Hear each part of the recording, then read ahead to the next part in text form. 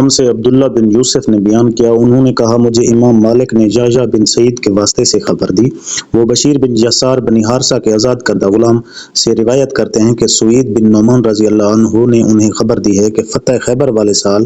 وہ رسول کریم صلی اللہ علیہ وسلم کے ساتھ صحبہ کی طرف جو خیبر کے قریب ایک جگہ ہے پہنچے۔ آپ صلی اللہ علیہ وسلم نے عصر کی نماز پڑھی، پھر ناشتہ منگوایا گیا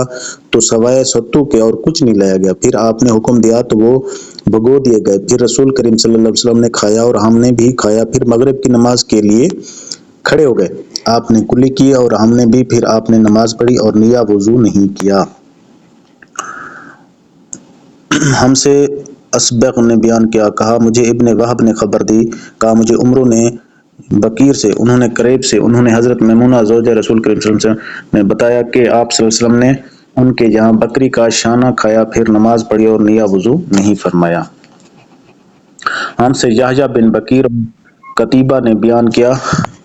انہوں نے کہا ہم سے لیث نے بیان کیا، وہ عقیل سے، وہ ابن شہاب سے، وہ عبداللہ بن عتبہ سے، وہ عبداللہ بن عباس رضی اللہ عنہ سے روایت کرتے ہیں کہ